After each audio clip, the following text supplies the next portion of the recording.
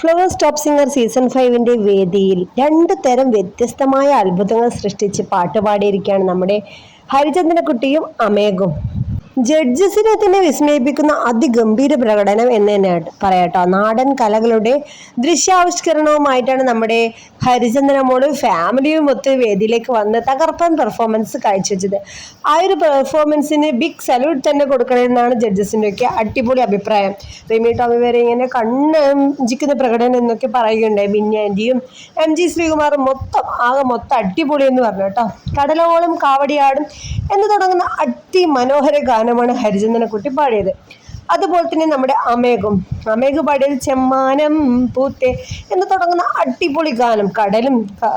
കടലും കാഴ്ചകളും രസക്കാഴ്ചകളുമായിട്ടുള്ള പുത്തൻ എപ്പിസോഡായിരുന്നു കേട്ടോ. അപ്പം എല്ലാവരും കണ്ടു കാണും എന്ന് വിശ്വസിക്കുന്നു. അപ്പോൾ എന്താണ് നിങ്ങളുടെ അഭിപ്രായം? അമേഘും ഹരിചന്ദ്രനും പാടിയ പാട്ടിനെ കുറിച്ചുള്ള കുറച്ച് അഭിപ്രായം കമൻറ്റായി രേഖപ്പെടുത്തുമെന്ന് വിശ്വസിക്കുന്നു. അടുത്ത അടിപൊളി വീഡിയോ ആയിട്ട് വരാം. അതുവരേക്കും ബൈ ബൈ.